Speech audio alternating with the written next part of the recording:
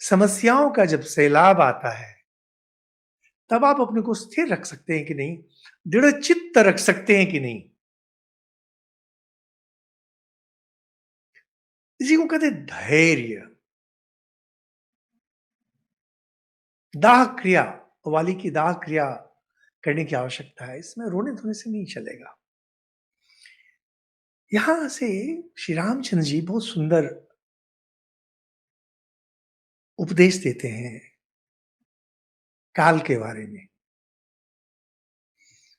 यहां पर आपको थोड़ा-सा विषयांतर कर बतलाएँ। काल, काल है समय। जब हिंदू दर्शन की दृष्टि से हम लोग देखते हैं, सृष्टि जब होती है, तो मन और काल दोनों का जन्म एक साथ होता है। बिना समय के, बिना काल के मन नहीं रह सकता है, बिना मन के काल नहीं रह सकता है। समय गणना है, समय गणना, मन के बिना बिना गणना नहीं हो सकती है। और मन परिवर्तनशील है, इसलिए जब तक समय नहीं रहेगा, मन नहीं आएगा। तो मन और काल ये एक साथ आते हैं।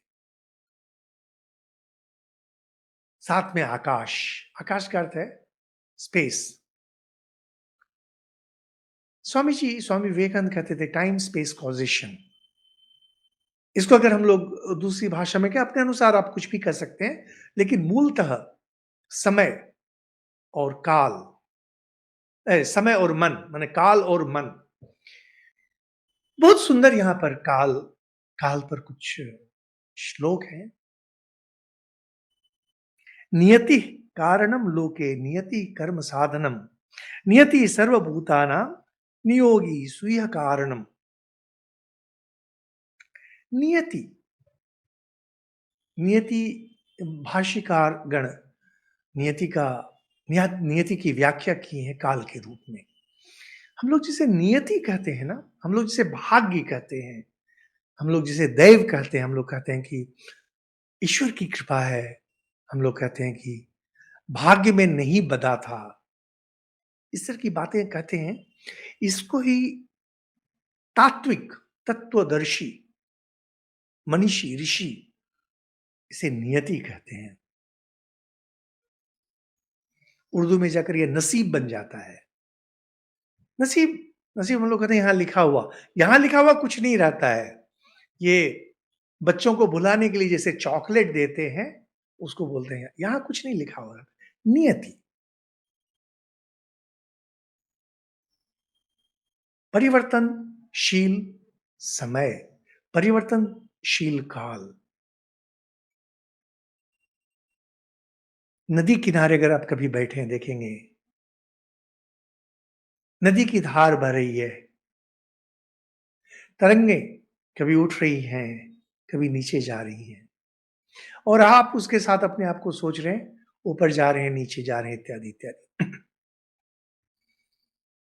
हम लोग अपने शरीर से इतना चिपके हुए हैं, शरीर के सुख से इतना चिपके हुए हैं कि हम लोग सब कुछ सुख के ही माध्यम से देखते हैं।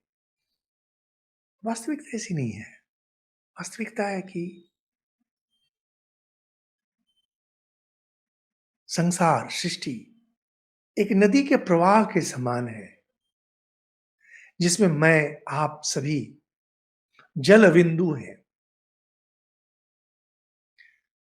प्रवाह चल रहा है, चल रहा है, और प्रवाह में यह जो जल का कण है, कभी ऊपर जाता है तरंग में, कभी नीचे आता है, कभी घुर्डी में पड़ के घूम रहा होता है,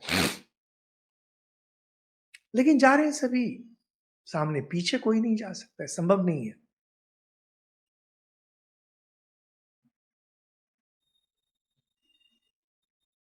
हमारे ऋषियों ने इसे नियति कहा।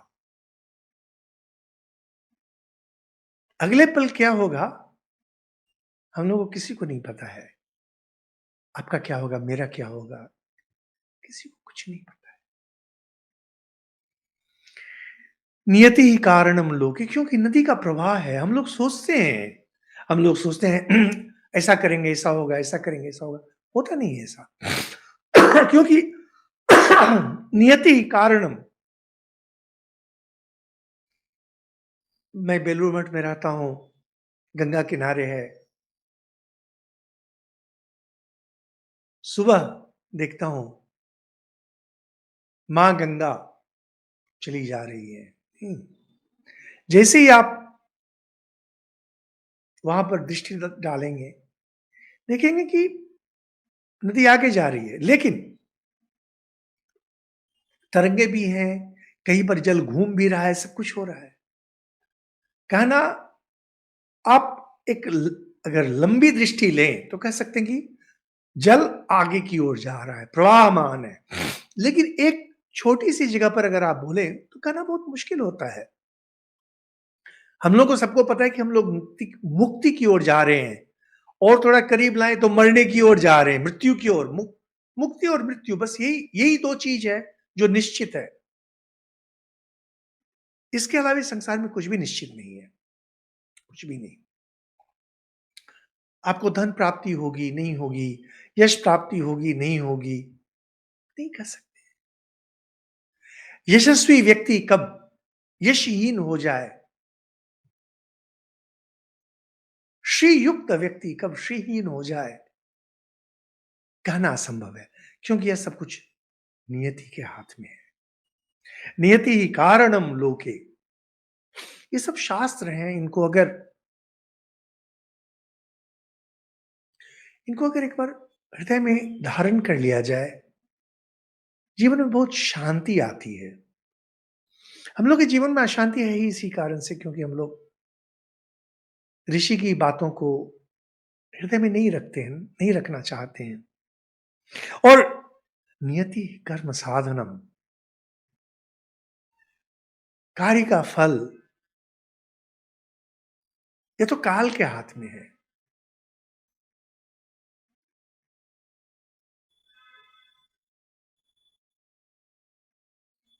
देखिए, आप सभी एक पल के लिए अगर मुड़कर अपनी जिंदगी की ओर देखें, आज जिस परिस्थिति में हैं, यहां तक पहुंचने के लिए आपने बहुत अधिक प्रयास लेकिन नहीं किया था। विचार करके देखिए, कितनी बार जिंदगी में आपने सोचा होगा कुछ, आपने चाहा होगा कि मेरी जिंदगी इधर जाएगी, लेकिन पता नहीं क्या ऐसा होता है, नियति हमें मोड़ देती है और हम किसी और चले जाते हैं। आप सभी संसार में हैं, आप में से अधिकतर अपनी शादी के पहले आपने कभी सोचा भी नहीं होगा कि इनसे आपकी शादी होने वाली है। बच्चे के बारे में सोचा कुछ होगा, मिला कुछ और। धन, संपत्ति, यश, सब कुछ के बारे में चाहा कुछ और होगा, प्रयास कुछ और किया होगा, मिला कुछ और।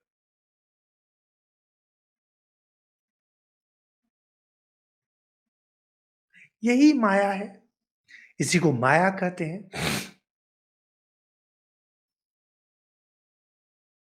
भगवान सब कुछ करते हैं।